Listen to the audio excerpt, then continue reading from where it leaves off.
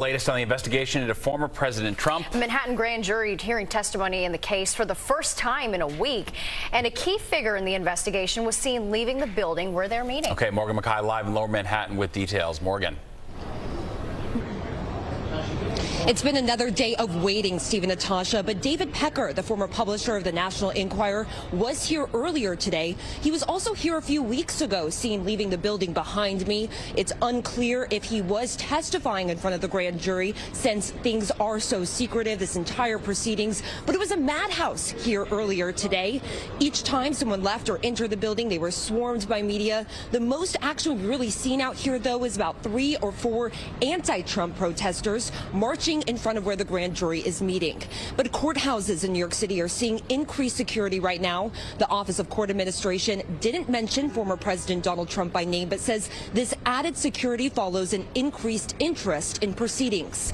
This comes after a threatening letter was sent to Manhattan District Attorney Alvin Bragg's office with a note saying, quote, "Alvin, I'll kill you," along with white powder that was later determined to be non-hazardous.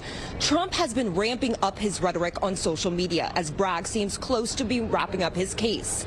The Manhattan DA is investigating whether Trump falsified his business records to pay adult film star Stormy Daniels hush money ahead of the 2016 presidential election. Trump held his first major rally over the weekend in Waco, Texas, where he played January 6 footage and complained about Bragg's investigation. He also claimed that the case had been dropped, but right now there is no evidence of that. A group of lawmakers held a rally today in support of Bragg as he faces increased pressure to testify in front of House Republicans on his investigation into Trump. We're here to push back as a community and said, let the process continue. Let the process continue, and no one, absolutely no one, is above the law.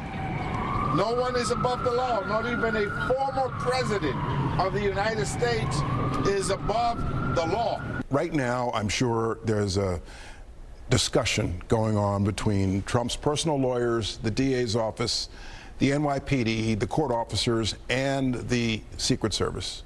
The Secret Service is dedicated to his physical security, not avoiding his political embarrassment. When someone is charged with a crime in New York State, they have to appear to be processed, fingerprinted, photographed. They have to appear for arraignment. And all of that's being negotiated, the entrance and so forth. And I strongly suspect that Mr. Trump really wants to amp this up. Yeah. He wants a high-profile event. Now, after this, DA Bragg could ask the grand jury to vote on an indictment, or he could decide to drop the case. The timeline right now is unclear. Reporting live, I'm Morgan Mackay. Steve and Natasha, back to you.